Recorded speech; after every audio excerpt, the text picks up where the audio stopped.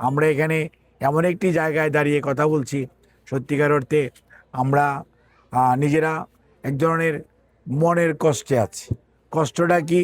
কষ্টটা গত 5ই আগস্ট ছিল, 24-এর 5ই আগস্ট, অর্থাৎ গণ অভ্যুত্থান দিবস।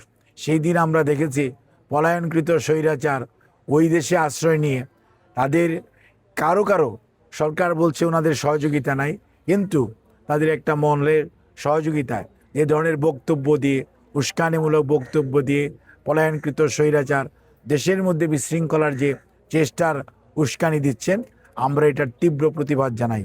মনে রাখতে হবে, এই বাংলাদেশের মানুষ তারা দীর্ঘদিনের আন্দোলন সংগ্রামের পরবর্তীতে স্বৈরাচার যখন বাধ্য হয়ে পালিয়েছে, এবং পালিয়ে উনি এখন যে অবস্থায় আছে, আমরা আশা করব যদি ওনার সাহস থাকে সে আইনের মুখোমুখি হন।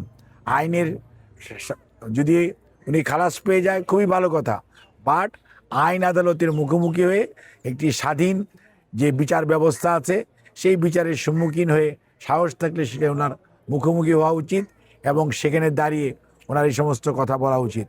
অহেতুক দেশের মানুষ অনেক ভালো আছে স্বৈরাচার পতনের পরবর্তীতে, এবং অহেতুক মানুষকে উস্কানি দিয়ে দেশে বিশৃঙ্খলা সৃষ্টি করার যে কোনো প্রচেষ্টা সাধারণ জনগণ যে কোনো উপায়ে হোক এটি প্রতিহত করবে।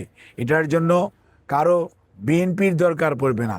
সাধারণ মানুষ মুখিয়ে আছে যে কোনো ধরনের স্বৈরাচারী কায়দায় যেই আসার চেষ্টা করবে, মানুষকে উস্কানি দিবে, তাদেরকে প্রতিহত করা সাধারণ মানুষের দায়িত্ব, এবং তারা সবাই অপেক্ষা করছে যে এই ধরনের উস্কানিমূলক কার্যক্রম যদি কেউ করে সেটিকে প্রতিহত করার জন্য।